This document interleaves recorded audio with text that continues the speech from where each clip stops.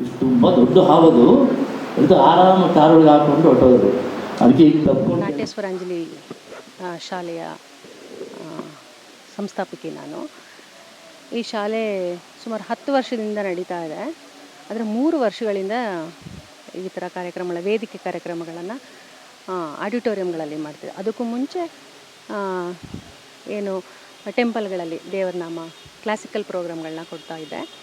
ಇತ್ತೀಚೆಗೆ ಗೊತ್ತಿದೆ ಎಲ್ಲರಿಗೂ ಸಿನಿಮಾ ಹಾಡುಗಳ ಒಂದು ಆಸೆ ತುಂಬ ಇದೆ ಜನಕ್ಕೆ. ಸೊ ಆ ದೃಷ್ಟಿಯಿಂದ ಸ್ವಲ್ಪ ಕ್ಲಾಸಿಕಲ್ ಟಚ್ ಇರೋವಂಥ ಸಿನಿಮಾ ಹಾಡುಗಳನ್ನ ತೊಗೊಂಡು ಈ ಸರ್ತಿ ಸಿನಿಮಾ ಹಾಡುಗಳ ಒಂದು ಕಾರ್ಯಕ್ರಮವನ್ನು ಮಾಡಿದ್ದೀನಿ. ಜೊತೆಗೆ ಇದು 3ನೇ ವರ್ಷದ ವಾರ್ಷಿಕೋತ್ಸವ ಅಲ್ಲದೆ ಮಹಿಳಾ ದಿನಾಚರಣೆಯ ಪ್ರಯುಕ್ತ ಈ ಕಾರ್ಯಕ್ರಮವನ್ನು ಮಾಡೋದಕ್ಕೆ ಈ ವೇದಿಕೆಯನ್ನು ನಾನು ಉಪಯೋಗಿಸ್ಕೊಂಡಿದ್ದೀನಿ.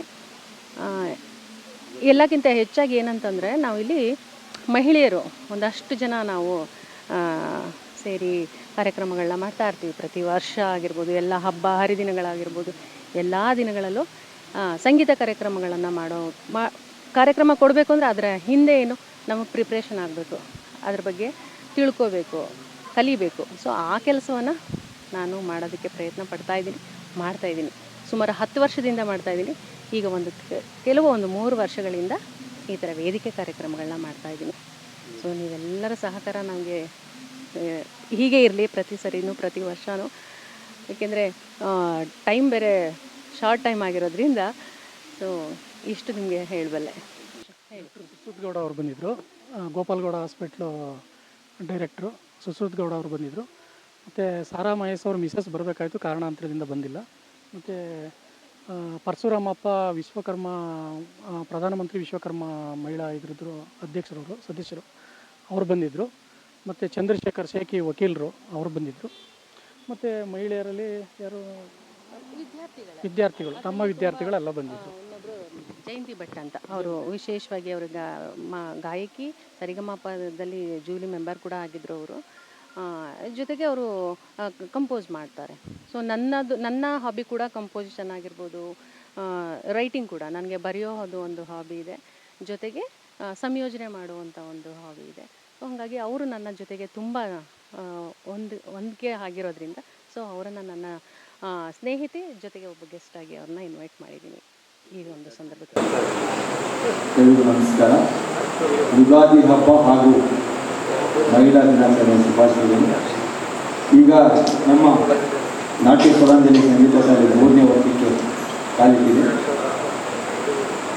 ಇದು ಹೆಮ್ಮರವಾದ ಬೆಳೆಗೆ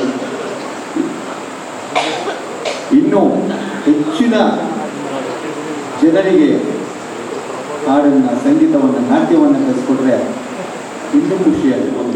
ಒಂದು ಇನ್ಫ್ಲೂಯೆನ್ಸ್ ಆಗಿದೆ ಈ ಸಂಗೀತ, ನಾಟ್ಯ, ಕಲೆ, ನಾಟಕಗಳು ಇವೆಲ್ಲ ಭಾಳ ಹಿಂದುಳಿತಾ ಇದ್ದಾವೆ. ಈಗೆಲ್ಲ ಧಾರಾವಾಹಿಗಳು ಮತ್ತು ರೀಲ್ಸ್ಗಳು ಹೀಗೆ ಸಾಕಷ್ಟು ಒಂದು ಪಾಶ್ಚಿಮಾತ್ಯ ಒಂದು ಹಾಡುಗಳೆಲ್ಲ ಅದನ್ನು ಭಾಳ ಪ್ರಾಮುಖ್ಯತೆ ಪಡ್ಕೊಳ್ತಾ ಇದ್ದಾವೆ. ಹಾಗಾಗಿ ನಾವು ಈ ಒಂದು ನಾಟಕ ಅಥವಾ ಸಂಗೀತ ಅಥವಾ ಕಲೆ ಇವನ್ನೆಲ್ಲ ಪ್ರೋತ್ಸಾಹ ಕೊಡುವಂಥ ಒಂದು ಶಾಲೆಗಳು ಬಹಳ ಕಮ್ಮಿ.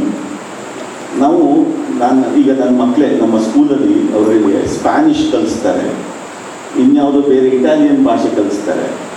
ಬಟ್ ನಾವು ಯೋಗ ಕಲಿಸಲ್ಲ, ಸಂಗೀತ ಕಲಿಸಲ್ಲ. ಯಾಕೆ ನಾವು ಸಂಗೀತ ಮತ್ತು ಈ ಒಂದು ಯೋಗಗಳನ್ನು ಒಂದು ಕರಿಕ್ಯುಲಮ್ ಆಗಿ ಯಾಕೆ ನಾವು ಮಾಡಬಾರ್ದು? ಈಗ ನೀವು ಸ್ಪ್ಯಾನಿಷ್ ನಾವು ಎಲ್ಲಿ ಯೂಸ್ ಮಾಡ್ತೀವಿ, ಅದನ್ನು ಫ್ರೆಂಚ್ ನಾವು ಎಲ್ಲಿ ಮಾತಾಡೋಕ್ಕೆ ಹೋಗ್ತೀವಿ, ಅವನ್ನೆಲ್ಲ ಇವರು ಲ್ಯಾಂಗ್ವೇಜ್ ಆಗಿ ಒಂದು ಕರಿಕ್ಯುಲಮ್ ಆಗಿ ಮಾಡ್ತಾ ಇದ್ದಾರೆ. ಬಟ್ ನಾವು ಯೋಗ ಮತ್ತು ಸಂಗೀತ ಮತ್ತು ಕಲೆ ಮತ್ತು ನೃತ್ಯ, ನಾಟ್ಯ ಇವನ್ನೆಲ್ಲ ನಾವು ಒಂದು ಕರಿಕ್ಯುಲಮ್ ಆಗಿ ಮಾಡಬೇಕು ಅಂತ ನಾನು ಈ ವೇದಿಕೆ ಮುಖಾಂತರ ಎಲ್ಲ ಇವ್ರಿಗೆ ನಮ್ಮ ಸರ್ಕಾರಕ್ಕೆ ಮನವಿ ಮಾಡ್ತೀನಿ. ಹಾಗೆ ಯಾಕೆ